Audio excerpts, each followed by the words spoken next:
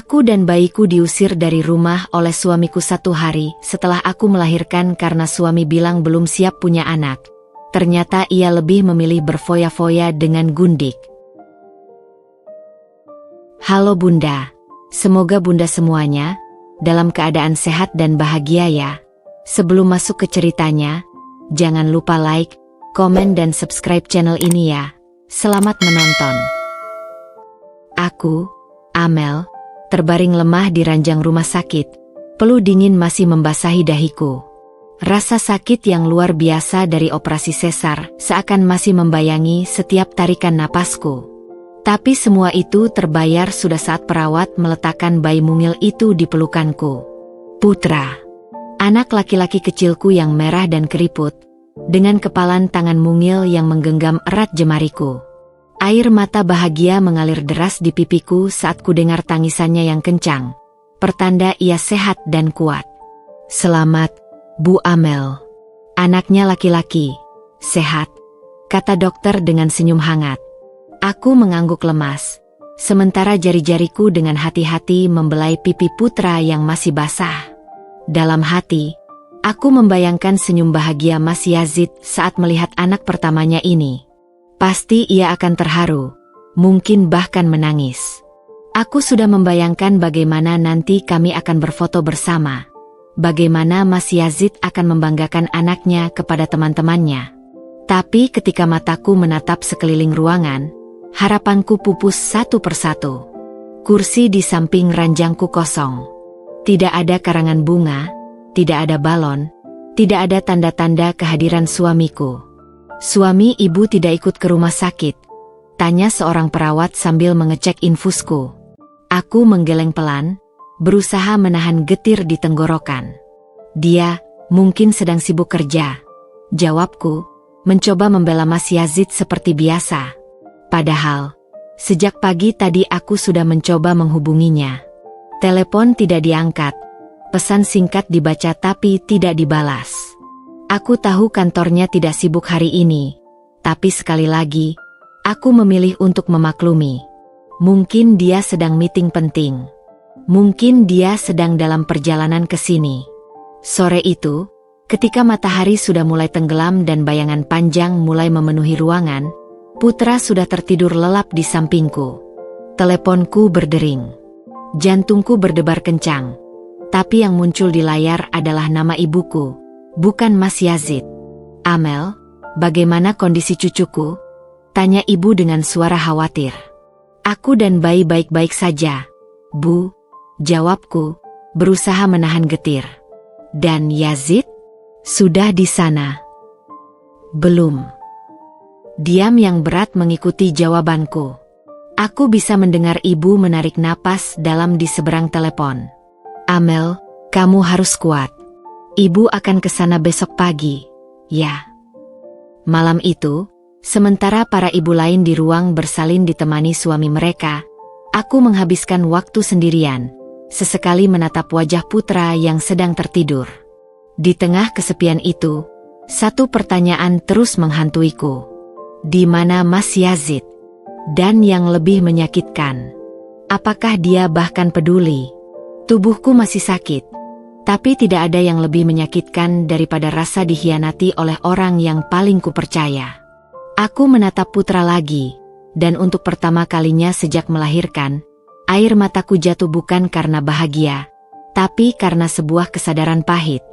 Bahwa mungkin, kebahagiaan yang kubayangkan selama ini hanyalah ilusi. Esok harinya, aku akhirnya diizinkan pulang dari rumah sakit. Badanku masih terasa sangat lemah. Setiap langkah terasa seperti menggerakkan tubuh yang bukan milikku sendiri. Jahitan operasi sesar masih perih, tapi aku berusaha kuat demi putra yang sedang kugendong dalam dekapan. Perawat dengan ramah membantu membawakan tas kecil berisi perlengkapan bayi dan surat-surat yang harus kusimpan. Suami ibu sudah dijemput di luar. Tanyanya lagi sambil mendorong kursi roda yang kududuki.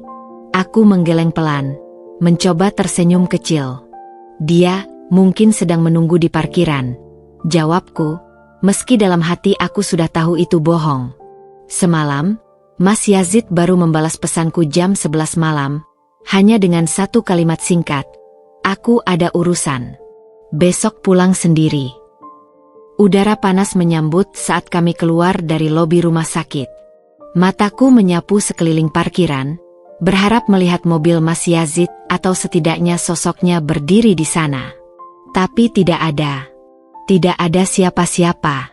Dengan susah payah, aku memesan taksi online sementara satu tangan tetap memeluk putra yang sedang tertidur. Perawat itu memandangiku dengan tatapan iba sebelum akhirnya menghela napas dan membantuku masuk ke taksi. "Semoga ibu dan bayi sehat selalu," ucapnya sebelum menutup pintu. Perjalanan pulang terasa sangat panjang. Setiap guncangan kecil membuat jahitanku berdenyut nyeri.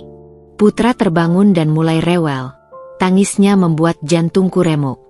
Aku mencoba menyusuinya dalam perjalanan, tapi rasanya semua salah. Aku merasa seperti ibu yang gagal. Ketika taksi akhirnya berhenti di depan rumah kami, sebuah rumah kecil yang dulu kupilih dengan penuh cinta bersama Mas Yazid, aku melihat semua lampu menyala. Ada harapan kecil di dadaku bahwa mungkin Mas Yazid sudah pulang dan menungguku. Dengan susah payah, aku membayar taksi dan berjalan pelan menuju pintu, menggendong putra dan membawa tas dengan tangan yang gemetar. Begitu kubuka pintu, bau parfum menyengat langsung menusuk hidungku. Bau yang asing. Bau yang bukan milikku. Mas Yazid sedang berdiri di ruang tengah. Wajahnya masam seperti menahan amarah. Dia tidak sendiri. Ada botol minuman keras di meja, dan pakaiannya terlihat kusut. "Kamu baru pulang?" tanyaku pelan, berusaha menahan gemetar di suaraku. Dia menatapku dingin, lalu matanya beralih ke bayi dalam pelukanku. Ada sesuatu yang mengerikan dalam tatapannya, bukan kehangatan, bukan kebahagiaan, tapi semacam keengganan. "Kamu harus pergi dari sini," katanya tiba-tiba. Suaranya datar seperti sedang membacakan pengumuman. Aku terpana. "Apa?" "Aku belum siap punya anak, Amel. Aku nggak bisa tanggung jawab. Aku bahkan nggak yakin itu anakku." Setiap kata yang keluar dari mulutnya seperti pisau yang mengoyak-ngoyak dadaku. Lututku terasa lemas, tapi aku harus tetap berdiri. "Untuk putra." "Yazid, kamu serius? Kita sudah menikah. Ini anak kita." "Dasar perempuan kolot," potongnya kasar. Suaranya tiba-tiba meninggi. "Aku nggak mau terikat. Aku nggak mau hidup susah karena harus ngurus anak. Lebih baik kamu pergi sekarang sebelum aku marah." Dia bahkan tidak memberiku waktu untuk berpikir. Dengan gerakan kasar, dia mengambil tas kecilku dan melemparkannya ke arahku. Tas itu nyaris mengenai kepala putra. "Yazid, aku baru operasi. Aku nggak punya tempat." "Bukan urusanku," bentaknya. "Aku sudah bilang dari dulu aku nggak mau punya anak. Ini salahmu sendiri." Air mataku akhirnya tumpah. Putra mulai menangis lagi, seakan merasakan ketegangan di antara kami. Dengan tangan gemetar, aku memungut tas itu dan mulai melemparkan beberapa barang seadanya. Beberapa pakaian, popok bayi, susu formula sampel dari rumah sakit. Saat aku berjalan ke kamar untuk mengambil dokumen-dokumen penting, aku melihat sesuatu yang membuat dadaku sesak. Sehelai rambut panjang berwarna pirang di bantal, rambut yang bukan milikku. Bau parfum tadi semakin kuat di sini. Dan di tempat tidur kami, ada noda lipstik berwarna merah menyala di spray. Tiba-tiba semuanya menjadi jelas. Dengan air mata yang terus mengalir, aku berjalan keluar rumah untuk terakhir kalinya. Mas Yazid bahkan tidak menatapku ketika aku melewatinya.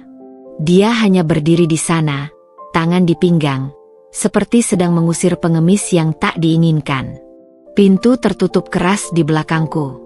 Aku berdiri di teras, menggigil, dengan bayi baru lahir dalam pelukan dan tas kecil berisi sisa-sisa hidupku. Malam itu, untuk pertama kalinya dalam hidupku, aku benar-benar sendiri. Tanpa uang, tanpa tempat tinggal, tanpa harapan. Tapi yang paling menyakitkan adalah, Aku baru menyadari bahwa selama ini, aku telah membangun rumah di atas fondasi cinta yang ternyata hanya fata morgana. Malam itu, udara terasa lebih dingin dari biasanya. Aku berdiri di pinggir jalan dengan Putra yang terus menangis dalam dekapan. Tubuh kecilnya menggigil meski sudah kubungkus rapat dengan selimut tipis pemberian rumah sakit. Angin malam berhembus kencang, menerpa wajahku yang masih basah oleh air mata. Setiap tarikan napas terasa menyakitkan, seperti ada ribuan pecahan kaca yang mengoyak paru-paruku. Harus kemana sekarang? Pikiranku berputar liar, mencoba mengingat siapa saja yang mungkin mau menampungku di tengah malam buta seperti ini. Keluargaku tinggal di kota sebelah, terlalu jauh untuk dijangkau dalam kondisiku yang masih lemah. Teman-teman dekat kebanyakan sudah berkeluarga, dan aku tak ingin merepotkan mereka dengan masalah rumitku. Tanganku gemetar saat mengeluarkan telepon genggam dari saku. Layarnya retak. Mungkin terjadi saat aku terburu-buru mengemasi barang-barang tadi. Dengan susah payah, aku menelusuri daftar kontak hingga akhirnya berhenti di satu nama. Tari, SMA. Tari. Sahabatku sejak sekolah dulu yang masih single, dan tinggal di apartemen kecil tak jauh dari sini. Kami memang sudah jarang bertemu sejak aku menikah, tapi dia selalu menjadi orang pertama yang memberi dukungan saat aku membutuhkan. Dering telepon terasa sangat panjang. Setiap detiknya membuat jantungku berdegup kencang. Amel? Ini jam 2 pagi. Suara Tari yang masih berat menguap tiba terbata ketika mendengar isak tangisku. Amel? Kamu baik-baik saja? Tea. Tari, suaraku pecah. Aku butuh tempat tinggal sementara. Tak sampai 30 menit kemudian, sebuah mobil sedan warna silver berhenti di depanku. Tari melompat keluar dengan rambut acak-acakan, masih mengenakan piyama bergambar kucing. Matanya langsung membelalak ketika melihat kondisiku. Ya Tuhan, Amel, kamu baru operasi sesar kan? Kenapa berdiri di sini? Tatapannya jatuh ke gendongan bayi di pelukanku, lalu kembali ke wajahku yang pasti terlihat seperti mayat hidup.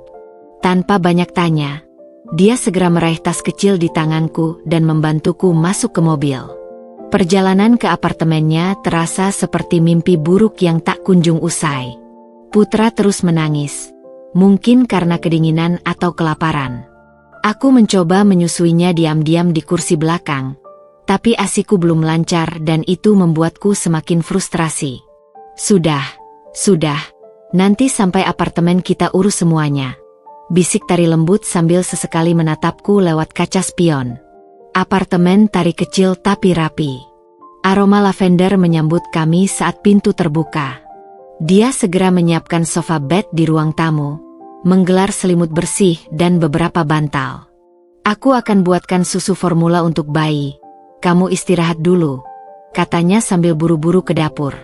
Aku terbaring lemas di sofa, memeluk Putra erat-erat. Rasanya seperti seluruh tenagaku habis terkuras. Jahitan di perut terasa panas dan berdenyut-denyut. Tapi yang lebih menyakitkan adalah rasa malu dan kegagalan yang menghantuiku. Tari kembali dengan botol susu hangat dan beberapa perlengkapan bayi yang ternyata dia beli secara online saat dalam perjalanan menjemputku. Aku tebak kamu pasti belum punya persiapan, ujarnya mencoba menenangkan sambil menyodorkan botol itu. Air mataku tumpah lagi melihat perhatiannya. Aku nggak tahu harus mulai dari mana, Tari. Dia mengusirku, begitu saja. Setelah 3 tahun pernikahan, setelah 9 bulan aku mengandung anaknya. Tari duduk di sampingku, memeluk bahuku yang menggigil. Dengarkan aku, Amel. Kamu bukan yang salah di sini. Yazidlah yang kehilangan orang sepertimu. Malam itu, setelah Putra akhirnya tertidur nyenyak dengan perut kenyang, aku terbaring terjaga menatap langit-langit apartemen Tari. Setiap kali mata ini terpejam, bayangan Mas Yazid yang berdiri dingin di pintu rumah kami kembali menghantuiku. Di sudut kecil hatiku, ada satu pertanyaan yang terus menggerogoti. Bagaimana bisa seseorang yang dulu bersumpah mencintaiku di depan altar, sekarang tega membiarkanku terlunta-lunta dengan bayi baru lahir. Tapi di antara semua kepahitan itu, ada satu hal yang membuatku masih bisa bernapas. Aku tidak benar-benar sendirian. Masih ada Tari. Masih ada Putra. Dan selama masih ada secercah harapan, aku harus terus berjuang. Untuk Putra. Untuk diriku sendiri. Dan untuk kehidupan baru yang harus kubangun dari puing-puing hati yang hancur ini. Matahari pagi menyelinap melalui tirai jendela apartemen Tari, menyapu wajahku dengan kehangatan yang kontras dengan dinginnya hatiku. Aku terbangun dengan tubuh yang terasa lebih sakit dari kemarin. Setiap otot, setiap sendi berteriak menuntut perhatian. Putra sudah bangun lebih dulu. Tangisannya yang kencang memanggilku dari alam mimpi yang sebentar saja kubangunkan. Tari sudah berangkat kerja, tapi meninggalkan sarapan hangat di meja kecil dekat sofa tempatku tidur. Sebuah catatan kecil tertempel di atas kotak nasi. Makan yang banyak, ada susu formula dan popok di lemari. Aku pulang jam 5. Stay strong, sister. Tanganku gemetar saat membuka kotak nasi itu. Aroma nasgor spesial kesukaanku, resep andalan Tari sejak SMA, membuat perut kerontangku menggeram. Tapi saat sendok pertama menyentuh lidah, rasanya tiba-tiba pahit. Air mata menetes deras, membasahi nasi di piring. Putra menangis lagi. Aku bergegas membersihkan wajah sebelum mengangkatnya dari box portable yang Tari pinjamkan. Badannya hangat, matanya mirip sekali dengan Mas Yazid, berkaca-kaca. Maaf ya nak, mama lambat, bisikku sambil menyiapkan botol susu. Saat sedang menghangatkan air, telepon Tari berdering di atas meja. Aku tak sengaja melihat notifikasi yang muncul di layar. Sebuah pesan dari grup WhatsApp bertajuk Girls Squad. Tari, itu bener Amel diusir Yazid? Temenku yang kerja di Grand Mall kemarin lihat Yazid jalan mesra sama cewek lain. Deborah kalau nggak salah, sales di butik itu loh. Dunia seakan berhenti berputar.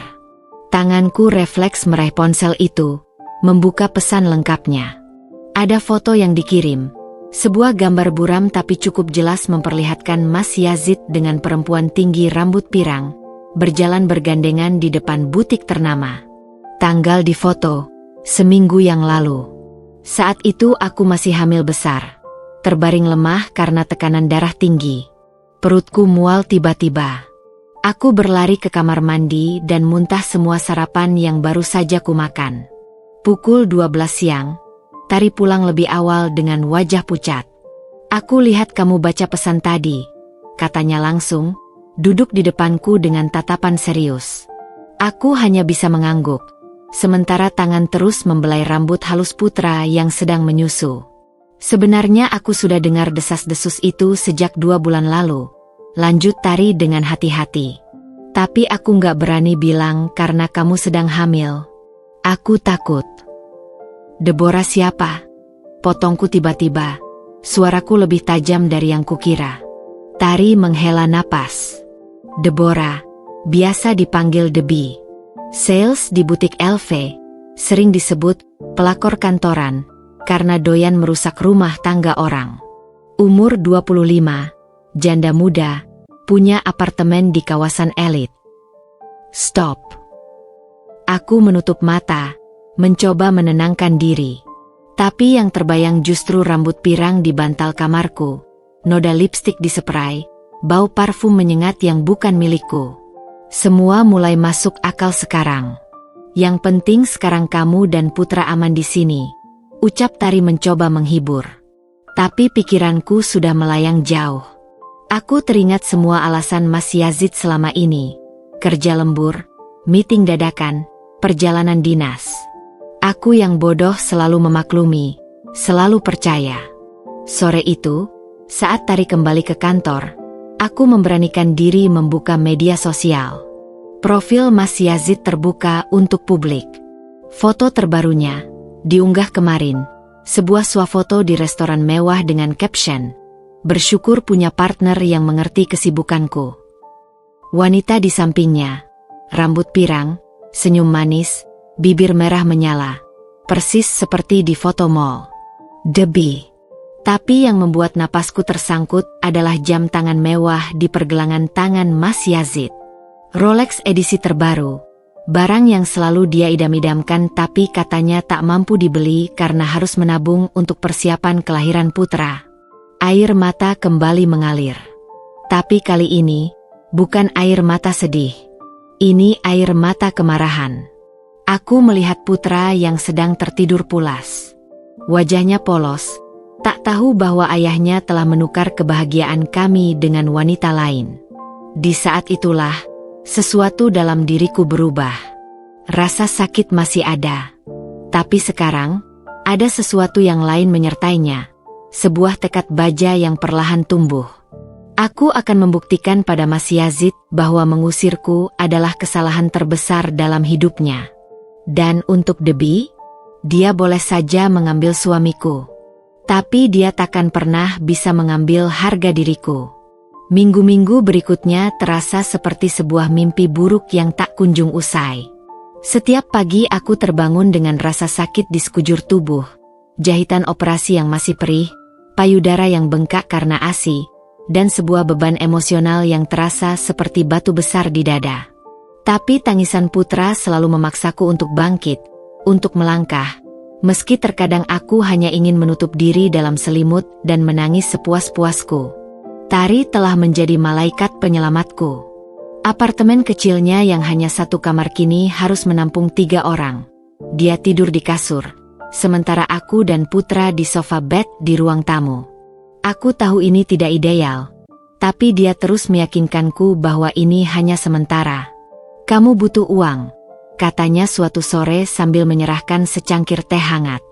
Aku bisa bantu sementara, tapi kamu harus mandiri. Mataku menatap tabungan kecil di aplikasi bank. Sisa uang yang berhasil kuselamatkan dari rekening bersama sebelum Mas Yazid memblokir aksesku. Tidak sampai 5 juta. Cukup untuk bertahan mungkin 1 atau 2 bulan. Tapi tidak lebih. Aku bisa apa? Bisikku, memandang tangan kosongku yang dulu hanya terbiasa mengurus rumah dan suami. Aku nggak punya pengalaman kerja formal. Tari mengetuk-ngetuk jarinya di meja. Kamu jago masak. Jago bikin kue. Ingat waktu SMA dulu kue keringmu selalu laris. Kenangan itu membuatku tersenyum getir. Dulu memang hobi membuat kue untuk dijual ke teman-teman sekolah. Tapi itu belasan tahun yang lalu. Malam itu, setelah menidurkan putra, aku duduk di lantai apartemen dengan laptop pinjaman Tari. Jari-jariku menari di atas keyboard, mencari ide bisnis rumahan yang bisa kukerjakan sambil mengurus bayi. Kue? Kerajinan tangan? Jasa desain? Tiba-tiba mataku tertarik pada sebuah iklan. Jual perhiasan bekas, harga tinggi. Dadaku berdebar.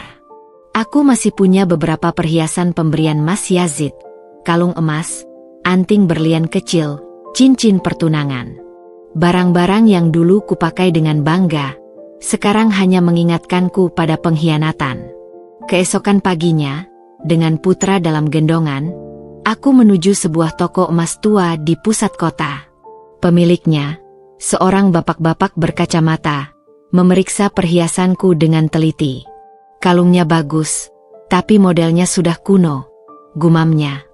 Aku bisa kasih 7 juta untuk semuanya. Jantungku berdegup kencang. 7 juta. Cukup untuk modal usaha kecil dan sewa kamar sederhana. Tolong, bisakah ditambah sedikit? Aku benar-benar butuh uang. Pintaku, suaraku gemetar. Bapak itu memandangiku lama. Lalu melihat putra yang sedang tertidur di gendongan. Kamu korban KDRT? Tanyanya tiba-tiba. Air mataku meleleh tanpa kusadari. Aku mengangguk pelan. Baiklah, dia menghela napas.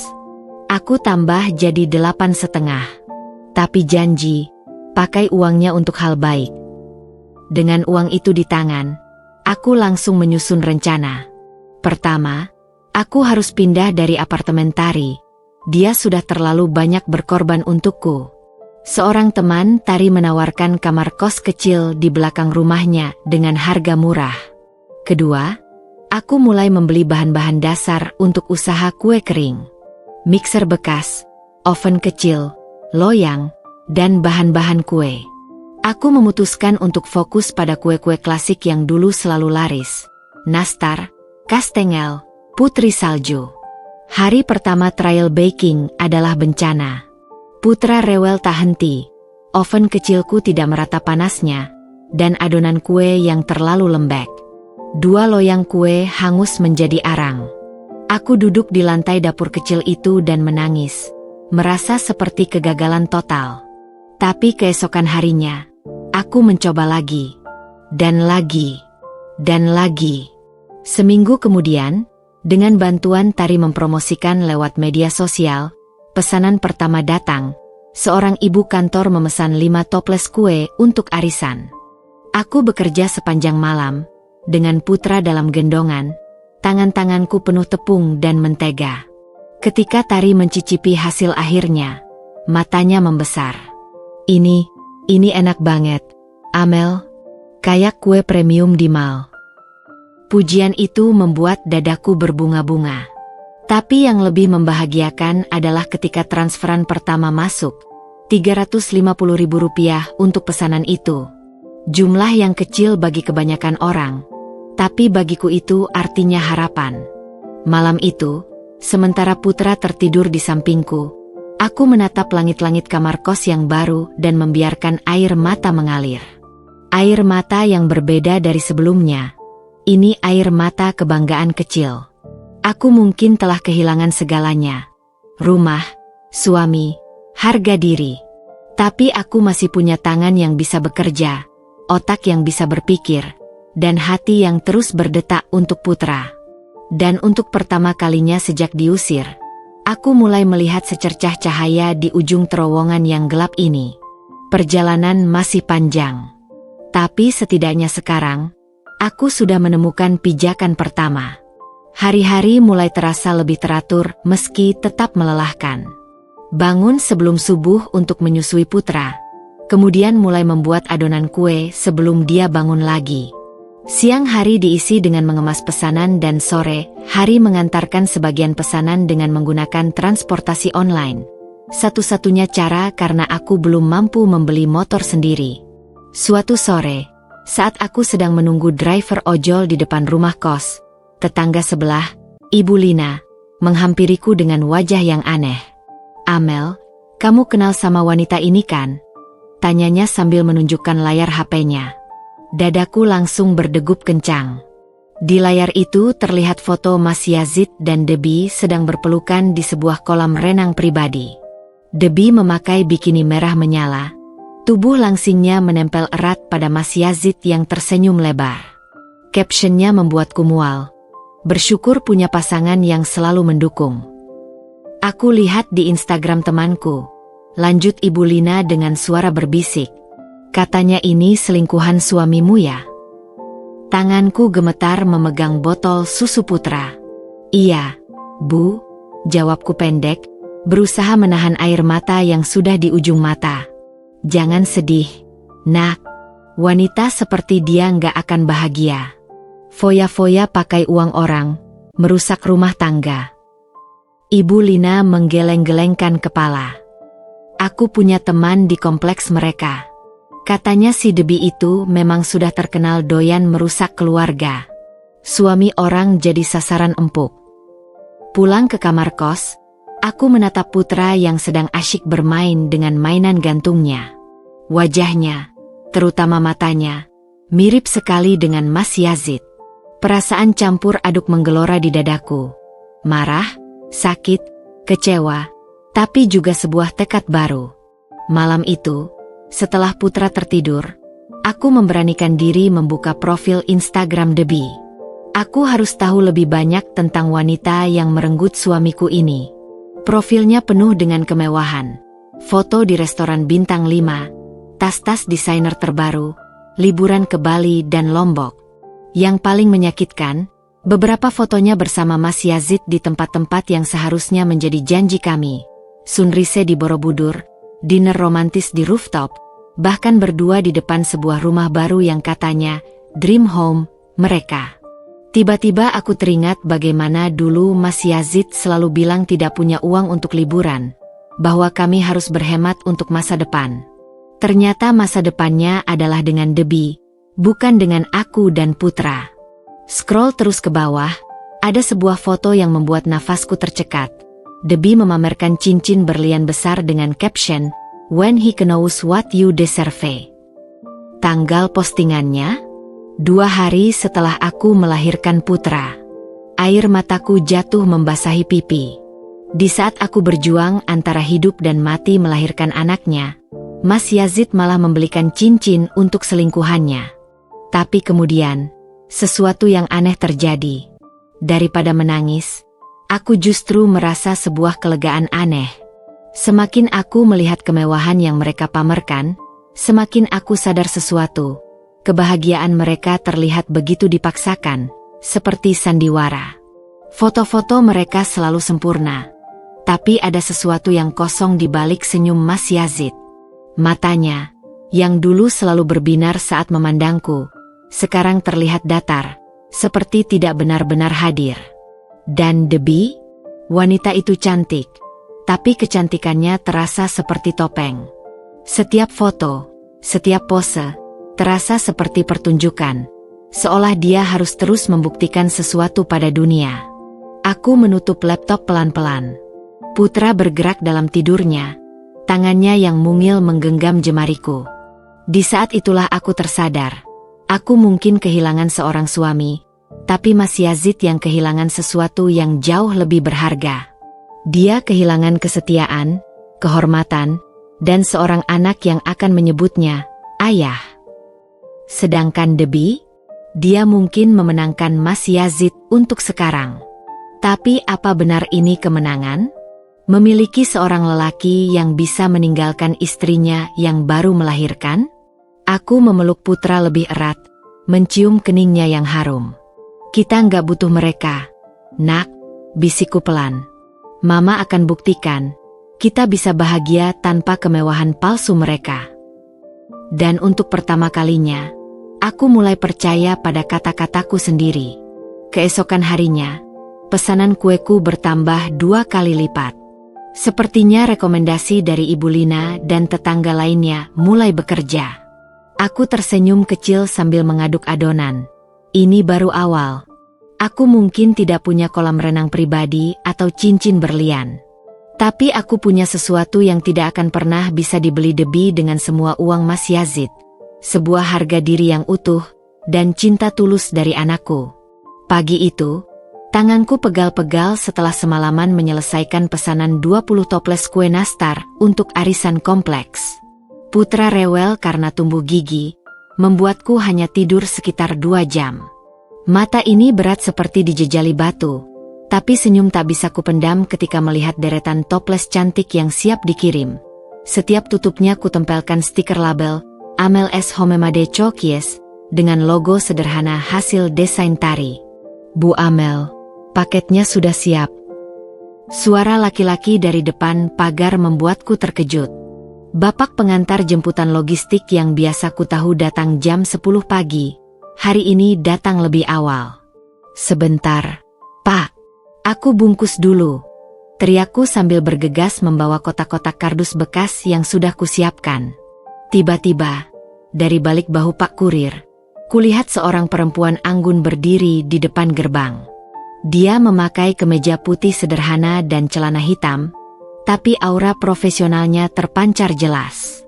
Rambut hitamnya diikat rapi, matanya tajam tapi ramah.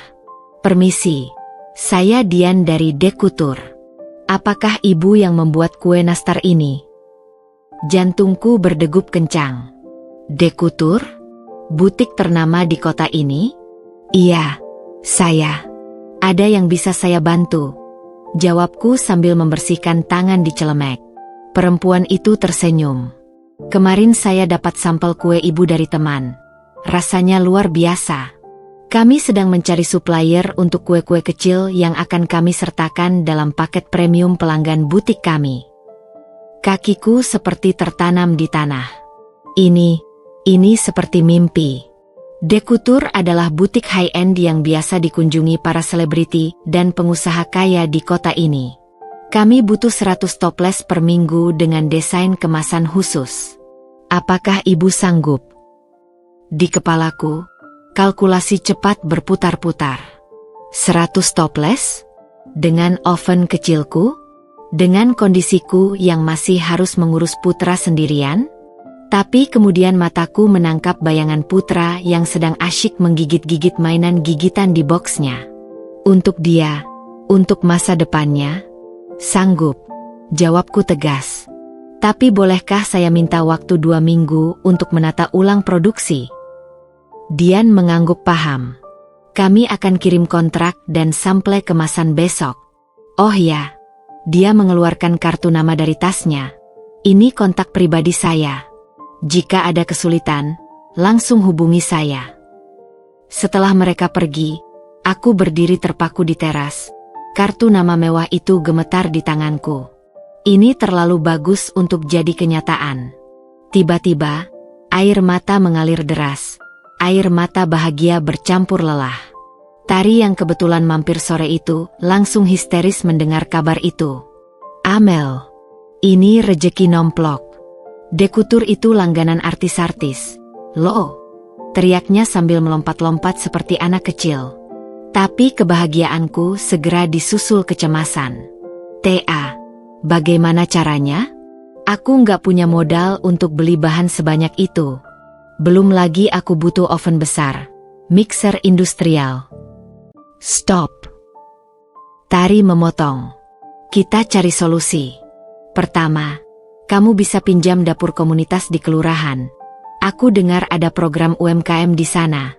Kedua, untuk modal. Matanya berbinar. Aku punya tabungan 15 juta. Bisa kupinjamkan. Aku menggeleng keras. Nggak bisa, Tari. Itu tabunganmu untuk DP rumah. Dan akan lebih berguna untuk menyelamatkan sahabatku. Potongnya. Ini investasi, Amel. Aku percaya padamu. Malam itu, setelah menidurkan Putra, aku duduk di lantai kamar kos yang sempit dengan kalkulator dan buku catatan. Angka-angka berjejal di kepalaku, biaya bahan baku, upah pekerja sementara, sewa peralatan. Tiba-tiba, telepon berdering. Nomor tidak dikenal. Halo, Ibu Amel. Suara laki-laki paruh baya di seberang sana. Saya Pak Heru, Ketua Koperasi UMKM Kecamatan. Ibu Dian dari Dekutur memberitahu saya tentang usaha ibu. Rupanya, Dian, perempuan tadi, adalah putri Pak Heru. Dan mereka punya program khusus untuk membantu usaha rumahan seperti milikku. Kami bisa pinjamkan modal tanpa bunga untuk 6 bulan pertama. Juga ada dapur produksi lengkap di balai kelurahan yang bisa disewa murah. Air mataku jatuh lagi. Ini seperti jawaban dari semua doaku. Besok saya akan antar formulirnya. Ibu hanya perlu menyiapkan proposal sederhana. Lanjut Pak Heru ramah sebelum menutup telepon. Aku menatap Putra yang sedang tertidur pulas. Dadanya naik turun perlahan. Di wajah mungilnya, aku melihat masa depan yang tiba-tiba menjadi lebih cerah.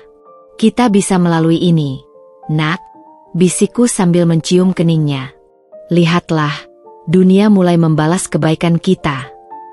Dan untuk pertama kalinya dalam waktu lama, aku merasa bersyukur. Bersyukur diusir dari rumah itu. Bersyukur dipaksa mandiri. Karena ternyata, di balik semua penderitaan, ada tangan-tangan tak terlihat yang siap menopang saat kita berani melangkah. Esok pagi, saat matahari baru terbit, aku sudah berdiri di depan kompor dengan semangat baru. Langkah pertama menuju kebebasanku dan kebahagiaan Putra telah dimulai. Matahari terik menyengat kulit saat aku berjalan keluar dari balai kelurahan, menggenggam erat surat persetujuan pinjaman UMKM di tanganku. 2 minggu terakhir terasa seperti tornado, mengurus perizinan, merancang kemasan khusus, mengatur jadwal produksi di dapur komunitas. Semua kulakukan sambil tetap menggendong putra, yang sekarang sudah mulai bisa duduk sendiri dan senang mengamati sekelilingnya dengan mata penuh rasa ingin tahu. Tiba-tiba, deru mesin mobil sport membuatku menoleh. Sebuah Mercedes hitam mengkilap melintas perlahan di depanku. Jantungku berhenti berdetak. Di balik kemudi, Mas Yazid duduk dengan gaya santai, satu tangan di setir, tangan lainnya melingkari bahu Debbie yang memakai kacamata hitam besar. Mereka tertawa lepas tentang sesuatu. Mobil itu, model terbaru yang harganya bisa membeli rumah kecil. Jelas bukan sesuatu yang bisa dibeli dengan gaji biasa Mas Yazid di perusahaan lamanya. Aku berusaha menunduk, berharap tidak terlihat. Tapi nasib berkata lain. Amel. Suara Mas Yazid yang dulu begitu kukenal membuat seluruh tubuhku kaku. Dia mengerem mobilnya, menurunkan kaca jendela. Debbie di sampingnya segera mengangkat alis. Matanya menyapu tubuhku dari atas ke bawah. Celempek kotor, rambut yang diikat sembarangan, sandal jepit usang.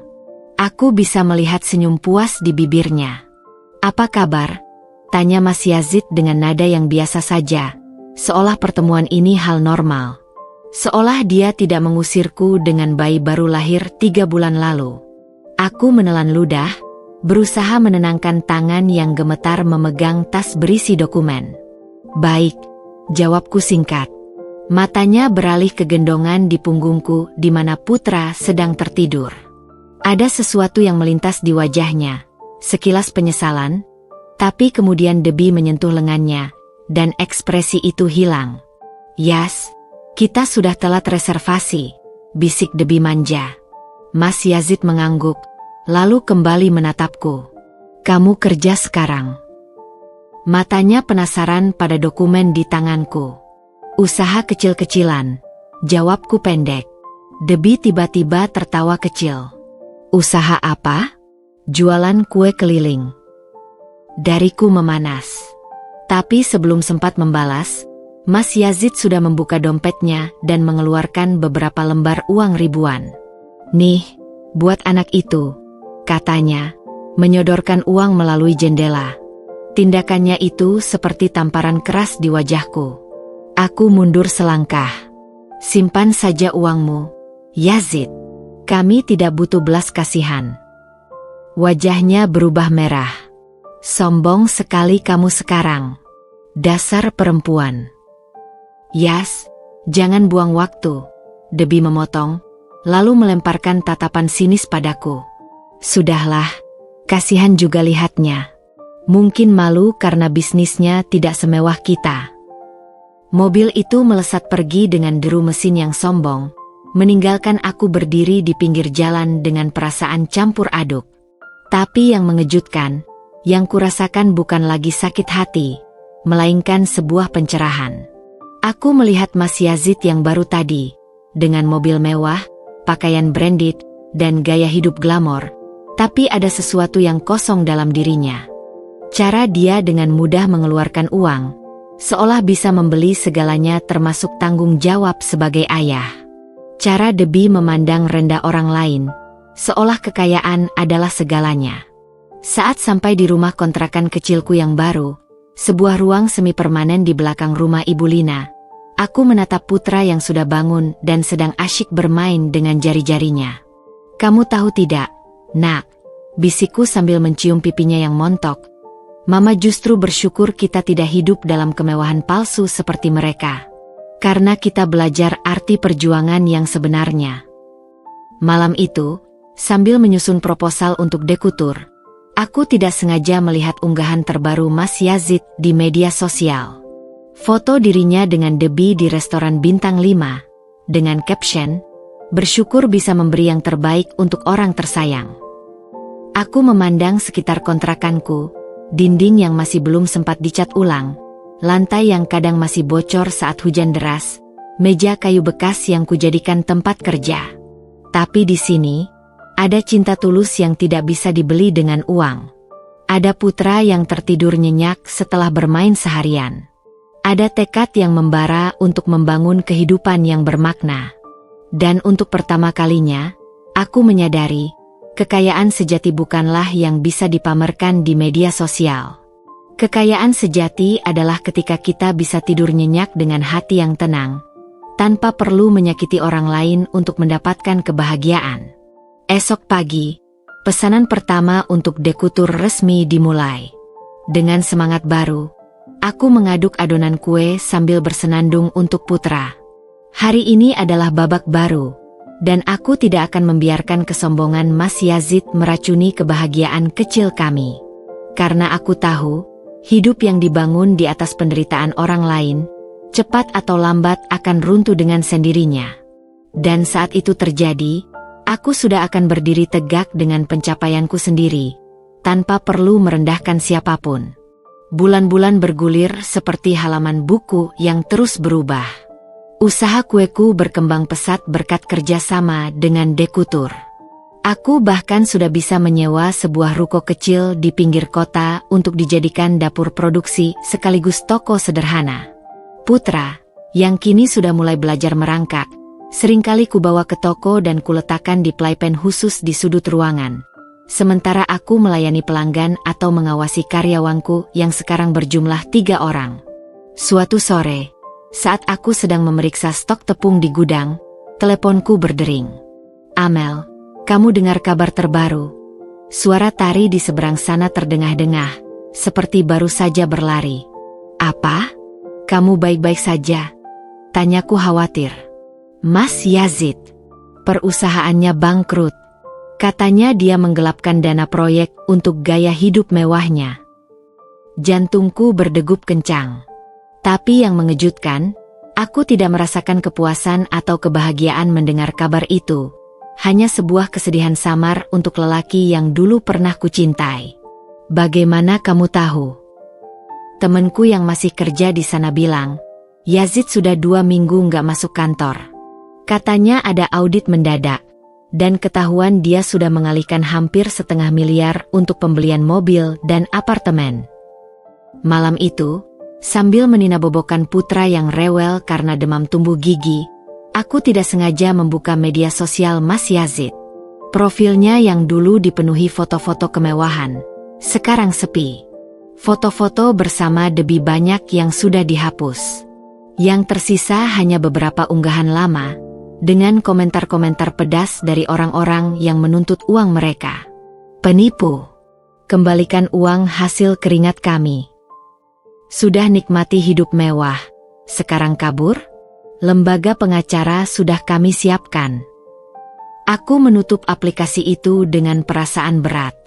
Dalam kegelapan kamar, hanya diterangi lampu tidur kecil, aku menatap wajah Putra yang sedang tertidur lelap. Wajah yang semakin hari semakin mirip ayahnya. Tidur yang nyenyak. "Sayang," bisikku sambil mencium keningnya yang hangat. "Mama berjanji, apapun yang terjadi, kamu akan tumbuh dengan nilai-nilai yang benar." Keesokan harinya, ketika aku sedang menyiapkan pesanan untuk sebuah acara pernikahan, bel toko berbunyi.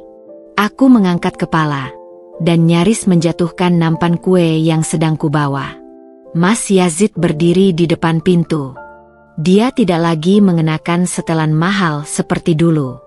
Bajunya kusut, matanya merah, dan ada bau alkohol yang menyengat darinya. Yang paling mengejutkan, dia membawa sebuah koper kecil. "Amel," suaranya serak. Aku butuh tempat tinggal sementara." Udara di tokoku seketika menjadi tegang. 2 karyawanku saling pandang, sementara Putra yang sedang asyik bermain di playpen tiba-tiba mengangkat kepala, seakan merasakan kehadiran ayahnya untuk pertama kali. Aku menarik napas dalam-dalam. "Kamu tahu kamu tidak bisa ke sini, Yazid." Dia melangkah mendekat, matanya berkaca-kaca. "Aku sudah kehilangan segalanya, Amel." Debi kabur membawa perhiasan dan uang terakhirku. Apartemen disita, mobil ditarik leasing. Aku bahkan tidak punya tempat tidur malam ini. Suaranya pecah di akhir kalimat. Aku melihat tangannya gemetar, dan untuk pertama kalinya sejak mengenalnya, Mas Yazid terlihat tua, sangat tua. Tapi yang keluar dari mulutku adalah, Dan menurutmu itu alasan untuk datang ke sini? Setelah kamu mengusirku dengan bayi baru lahir? Setelah kamu meninggalkan putra tanpa pernah sekalipun menengok? Dia menunduk. Aku menyesal. Menyesal karena kehilangan harta, atau menyesal atas perbuatanmu? Tanyaku tajam. Diam yang panjang menyergap kami. Di sudut ruangan, Putra tiba-tiba mengeluarkan suara riang dan berusaha merangkak ke arah kami. Matanya yang bundar penuh rasa ingin tahu menatap Mas Yazid. Pak. Celotehnya polos. Wajah Mas Yazid berubah. Air mata mengalir deras di pipinya. Dia berlutut, seakan ingin memeluk Putra. Tapi aku lebih cepat mengangkat anak kami ke dalam pelukanku. Tidak, Yazid. Kamu tidak bisa muncul tiba-tiba dan berharap segalanya baik-baik saja. Kamu harus pergi. Tapi dia anakku juga. Kamu ingat itu sekarang? Suaraku meninggi. Di mana kamu saat dia demam tinggi minggu lalu? Di mana kamu saat aku berjuang melahirkan? Di mana kamu saat kami tidur di emperan toko karena belum punya tempat tinggal? Setiap pertanyaanku seperti pukulan telak. Mas Yazid mundur selangkah, lalu 2 langkah. Aku akan pergi, gumamnya. Tapi tolong, Amel, beri aku kesempatan untuk memperbaiki kesalahan. Aku menatapnya lama.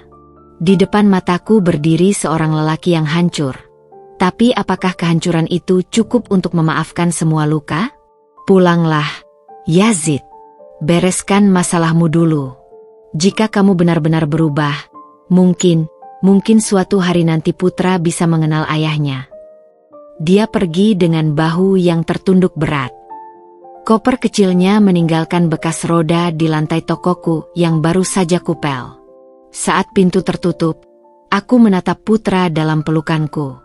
Maafkan Mama, Nak, tapi ada hal-hal yang tidak bisa diperbaiki hanya dengan kata maaf. Malam itu, sambil menghitung stok di gudang, aku menemukan sebuah dompet tergeletak di lantai. Dompet Mas Yazid yang rupanya terjatuh tadi. Saat kubuka, ada foto lama di dalamnya. Foto kami berdua di hari pernikahan. Tersenyum bahagia dengan masa depan cerah di depan mata. Aku menaruh dompet itu di laci. Tidak yakin apakah akan mengembalikannya atau membuangnya. Beberapa luka butuh waktu lebih dari sekadar penyesalan untuk sembuh. Dan beberapa kesalahan, sekali dibuat, akan selamanya mengubah jalan hidup seseorang. Di luar, hujan mulai turun deras, seperti air mataku yang tak lagi kutahan. Untuk Mas Yazid, untuk Putra, dan untuk pernikahan kami yang dulu kupikir akan bertahan selamanya. Hujan telah turun tanpa henti sejak pagi, menciptakan genangan-genangan kecil di jalanan depan tokoku. Aku duduk di belakang meja kasir sambil menikmati secangkir teh hangat. Mataku sesekali mengawasi Putra yang sedang asyik memukul-mukul mainan silophone'nya. Suara dentingan nada-nada sederhana yang dihasilkannya mengisi udara lembab di dalam toko. Tiba-tiba, dering bel pintu membuatku mengangkat kepala. Seorang perempuan dengan payung hitam besar berdiri di ambang pintu. Kakinya yang mengenakan sepatu hak tinggi segan melangkah masuk karena takut basah. Rambut pirangnya yang biasanya tergerai indah, sekarang dikepang rapi. Tanpa riasan tebal, wajahnya terlihat lebih tua dari foto-foto di media sosial. "Debbie, bisa saya bantu?" tanyaku, berusaha menjaga suara tetap netral meski jantung berdegup kencang. Dia melirik sekeliling tokoku dengan ekspresi tidak berkesan. Lalu mendekati etalase kue. "Aku cuma mau lihat apa istimewanya kue-kue ini sampai Dian dari Dekutur begitu memujimu." Aku menarik napas dalam-dalam, mengingatkan diri sendiri untuk tetap profesional. "Kami punya sampel gratis jika ibu ingin mencoba." Debbie mengambil sepotong kue nastar dari piring sampel, menggigitnya dengan ragu. Matanya tiba-tiba membesar. "Ini enak," ujarnya, lebih kepada dirinya sendiri daripada kepadaku. Aku mengangguk. "Resep turunan nenek." Diam yang canggung menyergap kami. Putra memecah kesunyian dengan celoteh riangnya, menarik perhatian Debbie. "Ini anak Yazid?" tanyanya. Suaranya aneh. "Putra, namanya," jawabku pendek, bergegas mengangkatnya dari lantai. Aku tak ingin Debbie terlalu dekat dengan anakku. Dia memandang putra lama, lalu tiba-tiba berkata, "Yazid sering bicara tentang dia. Katanya matanya mirip persis seperti dia waktu kecil." Perkataan itu membuatku tertegun. "Jadi Mas Yazid masih memikirkan putra? Kenapa kamu kesini, Debbie?" tanyaku langsung, tak ingin bermain-main. Dia menghela napas panjang, tiba-tiba terlihat lelah. "Aku butuh pekerjaan." Aku nyaris tersedak. "Apa?" "Semua uangku habis untuk bayar utang-utang Yazid," keluhnya, duduk di salah satu kursi kecil di tokoku. Aku kira dia kaya. Ternyata semua hanyalah pinjaman dan penggelapan. Sekarang apartemenku disita, perhiasan terjual, dan aku butuh uang. Aku memandangnya tak percaya. "Dan kamu pikir aku akan mempekerjakanmu? Setelah semua yang kamu lakukan?" Debbie menatap tangannya sendiri. Aku tahu aku bersalah.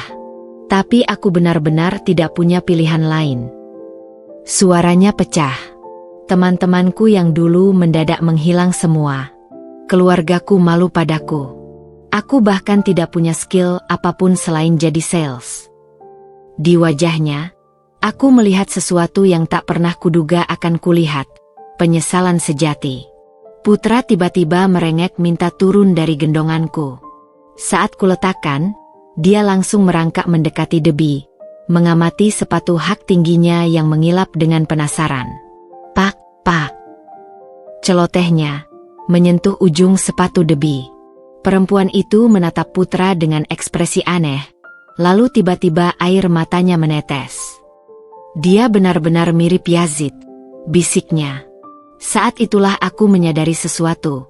Debbie mungkin bukan monster jahat seperti yang selalu kubayangkan. Dia hanya perempuan lain yang terjebak dalam ilusi cinta dan kemewahan, sama seperti aku dulu. "Kami butuh sales untuk pameran akhir pekan depan," ujarku tiba-tiba, membuat Debbie terkejut. "Gajinya harian, tapi jika performamu bagus, mungkin bisa jadi kerja tetap." Matanya berbinar. "Serius? Kamu mau memberiku kesempatan?" "Bukan untukmu," jawabku tegas. "Tapi untukku sendiri, untuk membuktikan bahwa aku lebih baik dari rasa dendam." Debbie mengangguk pelan, air matanya semakin deras. Aku tidak tahu harus bilang apa." "Jangan bilang apa-apa. Datang besok jam 8 pagi untuk briefing. Dan tolong," tambahku sambil menatapnya dalam-dalam, "jangan pernah sebut nama Yazid di sini lagi." Ketika Debbie pergi, payung hitamnya kali ini terlihat seperti beban yang dipikulnya. Aku menggendong putra kembali, mencium keningnya yang harum. "Mama mungkin bodoh, Nak," bisikku. "Tapi Mama percaya semua orang pantas dapat kesempatan kedua." Di luar, hujan mulai reda. Sinar matahari pertama menembus awan, menerangi jalanan yang basah. Seperti harapan baru yang pelan-pelan mulai muncul di antara puing-puing masa lalu kami. Dan untuk pertama kalinya sejak semua ini dimulai, aku merasa bebas. Bebas dari dendam. Bebas dari rasa sakit. Bebas untuk memulai babak baru tanpa beban kebencian di pundakku. Esok hari akan membawa cerita baru. Dan kali ini, aku siap menghadapinya dengan hati yang lapang. Matahari pagi menyinari ruko kecilku dengan lembut, menciptakan pola cahaya yang menari-nari di lantai kayu yang baru saja dipel. Sudah sebulan sejak Debbie mulai bekerja sebagai sales paruh waktu di tokoku, dan aku harus mengakui, perempuan itu punya bakat alami dalam menjual. Dengan senyum menawan dan kemampuan komunikasi yang baik, omzet weekend toko meningkat hampir 40%. Namun pagi ini, pikiranku tidak sepenuhnya fokus pada bisnis. Di meja kecil dekat kasir, ada sepucuk surat resmi dari pengadilan. pemberitahuan bahwa Mas Yazid mengajukan gugatan hak asuh terhadap putra. Tanganku gemetar saat membaca dokumen itu untuk kesekian kalinya. Setiap kata seperti pisau yang mengiris-iris hatiku. Amel, kamu baik-baik saja? Suara tari dari pintu belakang membuatku tersentak. Aku cepat-cepat menyembunyikan surat itu di bawah tumpukan faktur. Baik, kok. Cuma kurang tidur saja, jawabku sambil memaksakan senyum. Tari menaruh tas belanjaannya di meja kecil.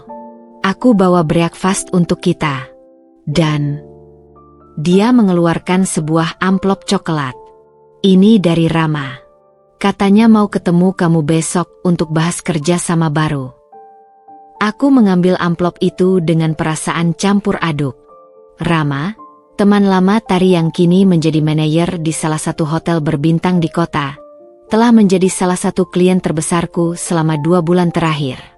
Tapi di balik hubungan profesional, aku bisa merasakan ada sesuatu lebih dalam perhatiannya padaku dan pada putra. Kerja apa lagi ini? Bukankah kita sudah supply semua kebutuhan pastry untuk hotelnya? Tari tersenyum misterius. Buka saja nanti. Tapi sekarang, dia mengambil croissant dari tas belanjaan. Kamu harus makan dulu. Kamu kurusan lagi. Saat kami sedang sarapan, bel toko berbunyi. Debbie masuk dengan langkah cepat. Wajahnya bersemu merah. Amel, ada berita buruk, katanya tanpa basa-basi. Yazid, maksudku, mantan suamimu itu, dia baru saja buka kafe persis di seberang jalan. Sendok yang sedang kugenggam jatuh ke piring dengan bunyi nyaring. Aku bergegas ke jendela, dan benar saja, di seberang jalan, ada sekelompok pekerja sedang sibuk memasang papan nama Yazid S. Corner. Dan di tengah kerumunan itu, Mas Yazid berdiri dengan bangga, mengenakan kemeja putih rapi seperti versi lebih tua dari dirinya yang dulu ku kenal. Tadi aku lewat dan dengar dia bilang mau buka minggu depan. Lanjut Debbie. Dia dapat investor dari saudaranya di luar negeri. Perutku mual tiba-tiba. Ini bukan kebetulan. Dia sengaja memilih lokasi tepat di depan tokoku. Kita harus lawan. Amel, seru Tari dengan semangat. Kita buat promo besar-besaran. Tapi aku hanya bisa memandang sosok Mas Yazid di seberang jalan. Dia menoleh tiba-tiba, seperti merasakan tatapanku. Selama beberapa detik yang terasa seperti abadi, mata kami bertemu. Lalu dengan sengaja, dia membalikkan badan, memberiku punggungnya. Sesuatu dalam diriku hancur. Dan sesuatu yang lain, sesuatu yang lebih keras, lebih kuat, mulai bangkit. Tidak, kataku tiba-tiba, membuat Tari dan Debbie terkejut. Kita tidak akan melakukan apa-apa. Tapi, aku tidak akan turun ke levelnya, ujarku tegas. Kualitas produk kita yang akan berbicara. Dan, aku mengambil napas dalam-dalam. Aku punya ide baru. Malam itu, setelah menidurkan putra, aku membuka amplop dari Rama. Isinya membuat napasku tersangkut. Sebuah proposal kerjasama untuk membuka kafe kecil di lobi hotelnya, dengan namaku sebagai brand utama. Modal sepenuhnya dari hotel, bagi hasil 70-30 untukku. Di bawah proposal itu, ada catatan tulisan tangan Rama. Amel, aku tahu kamu bisa lebih besar dari ini.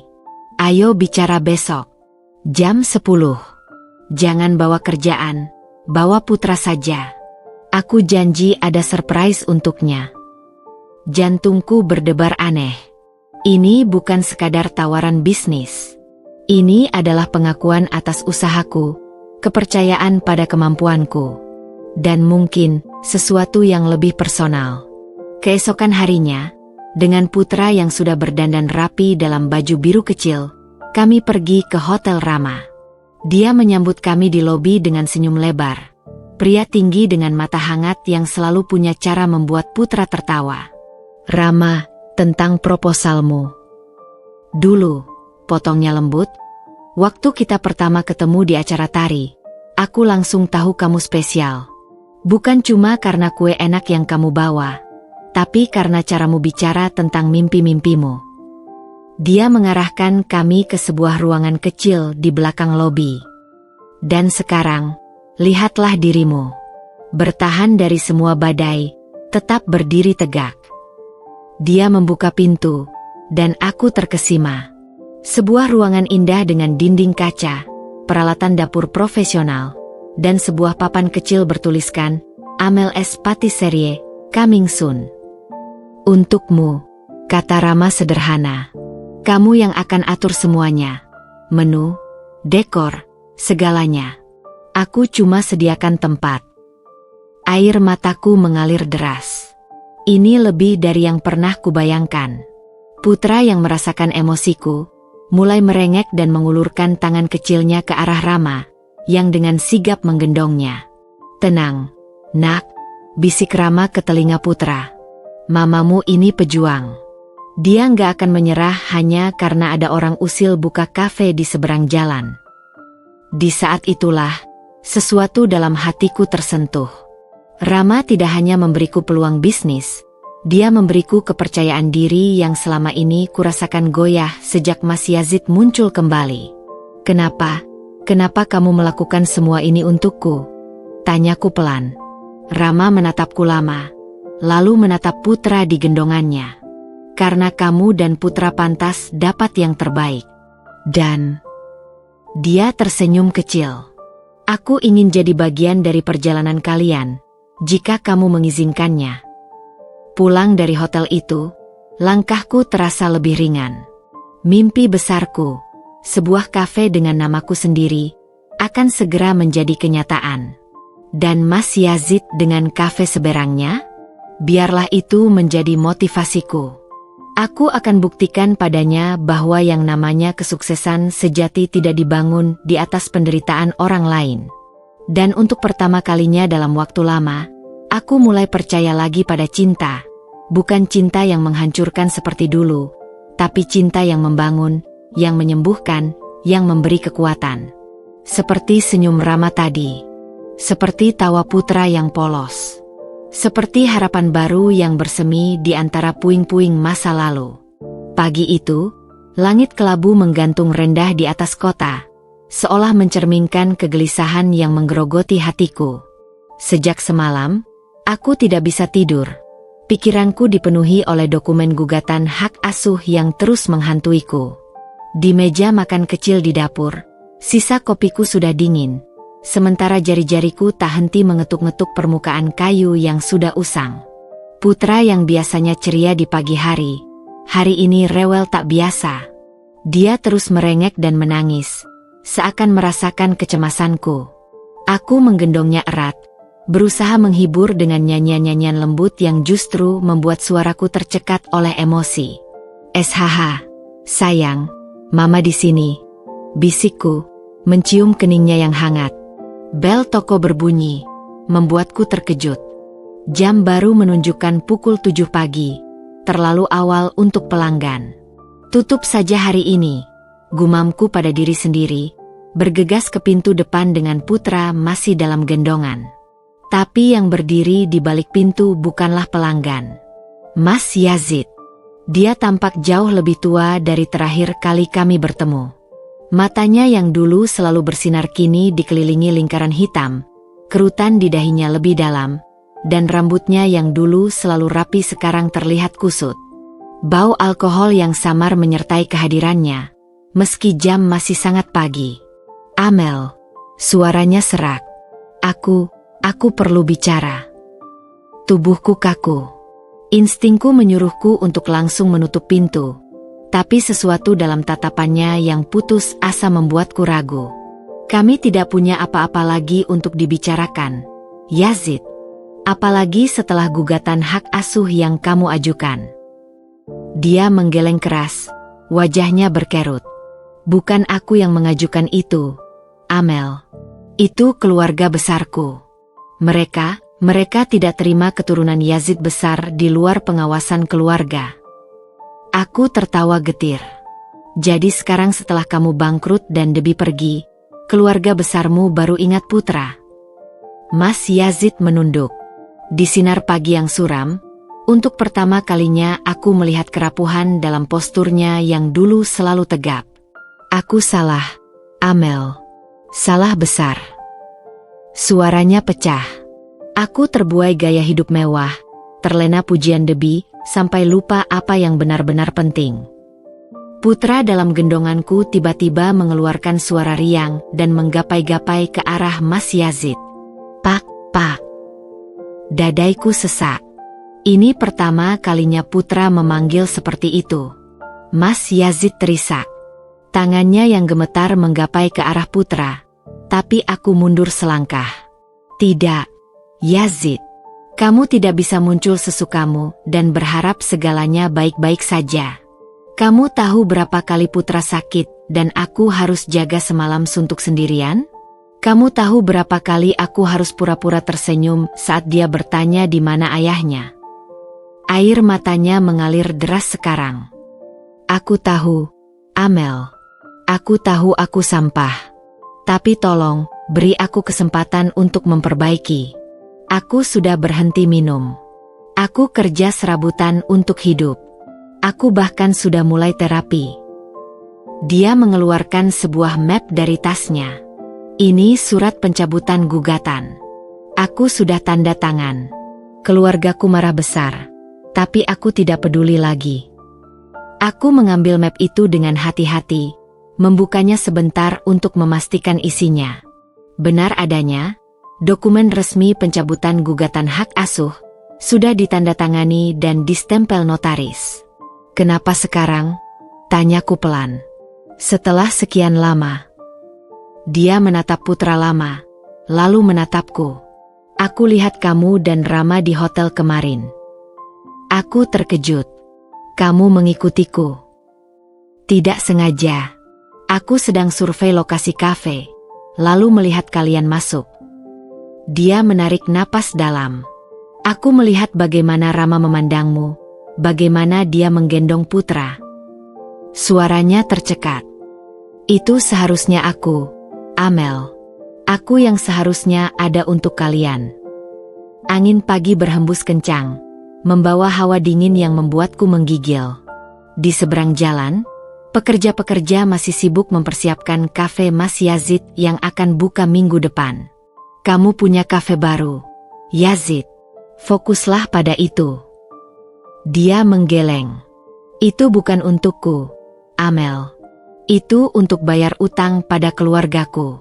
Setelah ini selesai, aku akan mulai dari nol lagi. Benar-benar dari nol. Dia melangkah mundur. Matanya masih tertancap pada Putra. Aku tidak minta kamu memaafkanku sekarang. Tapi suatu hari nanti, mungkin aku boleh berkunjung? Hanya untuk lihat Putra. Aku menatapnya lama. Lelaki di depanku adalah bayangan pucat dari Mas Yazid yang dulu ku kenal. Tapi entah mengapa, justru dalam kehancurannya ini, aku melihat secercah kejujuran yang tidak pernah kulihat sebelumnya. Aku tidak bisa janji apa-apa, Yazid. Tapi aku melihat Putra yang sedang memperhatikan ayahnya dengan penasaran. Mungkin suatu hari nanti, ketika waktunya tepat. Dia mengangguk pelan, seperti sudah menerima jawabanku. Sebelum pergi, dia mengeluarkan sesuatu dari saku, sebuah mainan kayu kecil berbentuk gajah. Ini, dulu mainanku waktu kecil. Kalau boleh, aku mengambilnya perlahan. Aku akan berikan padanya ketika dia cukup besar untuk mengerti.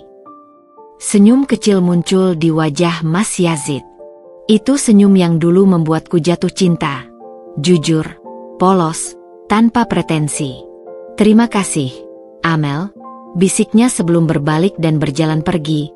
Tubuhnya semakin kecil di antara kerumunan orang yang mulai memadati trotoar pagi itu. Aku menutup pintu perlahan, berjalan kembali ke dalam dengan perasaan campur aduk. Di tanganku, mainan kayu kecil itu terasa berat dengan makna. Putra menggapai-gapai ingin memegangnya. Pak, Pak.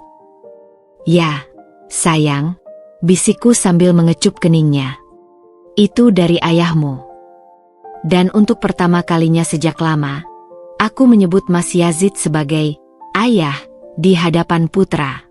Mungkin, hanya mungkin, suatu hari nanti kami bisa menemukan cara untuk menjadi keluarga.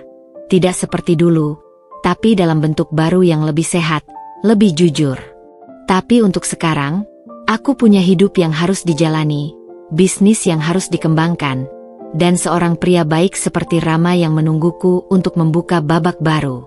Sambil memeluk putra erat-erat, aku berjanji pada diri sendiri, apapun yang terjadi, aku tidak akan lagi membiarkan masa lalu menentukan masa depan kami. Karena kami, aku dan putra, jauh lebih kuat dari apapun. Dan hari ini adalah buktinya. Hujan turun dengan derasnya di luar jendela tokoku, menciptakan irama monoton yang seolah menyelaraskan diri dengan kesedihan yang menggelayuti hatiku. Sudah 3 hari sejak pertemuan terakhir dengan Mas Yazid, tetapi bayangannya masih terus menghantuiku. Mainan kayu kecil berbentuk gajah itu sekarang diletakkan di rak khusus di atas tempat tidur putra, menunggu saatnya diberikan ketika ia sudah cukup besar untuk memahami cerita di baliknya. Aku sedang memeriksa stok tepung di gudang ketika bel pintu berbunyi. Dengan cepat kuusap tangan yang masih berdebu di celemek sebelum melangkah ke depan. Maaf, kami tutup sementara. Kalimatku terhenti di tengah jalan.